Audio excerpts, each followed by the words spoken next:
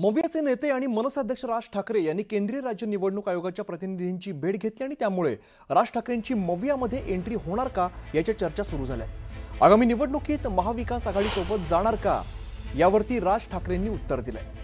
मी 2017 साली सोबत दिसलो होतो, आता निवडणूक कशी होणार हे महत्त्वाचं आहे, कोणाबरोबर होणार हा आत्ताचा विषय नाही असं राज ठाकरे म्हणाले।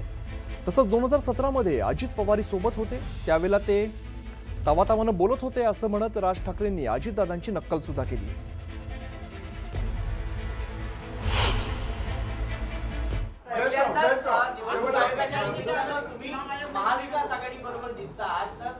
मला असं वाटतं मी 2017ला पण दिसलो होतो। प्रश्न असा मी तुम्हाला एकच गोष्ट सांग, एक 2017ला महाविकास आघाडी नव्हती, ते असेल किंवा नसेल तो विषय नाहीये। प्रश्न असा आहे की या सगळ्या याच्यामध्ये एक गोष्ट लक्षात घ्या, आता निवडणूक होणार कशी होणार हे महत्त्वाचं आहे, कोणाबरोबर होणार हा आत्ताचा विषयच नाही।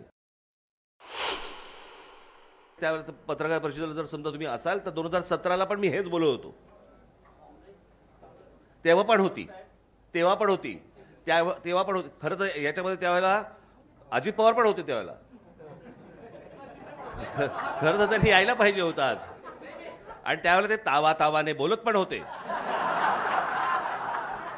ते सांगत पण होते त्या सगळ्या गोष्टी। काँग्रेस नेते विजय वडेट्टीवार यांनी निवडणूक आयोगामध्ये देवांग दवे कोण आहे याची माहिती घ्या अशी मागणी केलेली आहे। हा भाजपाचा माणूस असून निवडणूक आयोगाचा मीडिया हाताळतो असा गंभीर आरोप आयोगासमोर केलाय। ते म्हणाले, यादीमध्ये इतका घोळ असेल तर मग ही निवडणूक पारदर्शक असे म्हणता येईल अशी विचारणा त्यांनी केलेली आहे।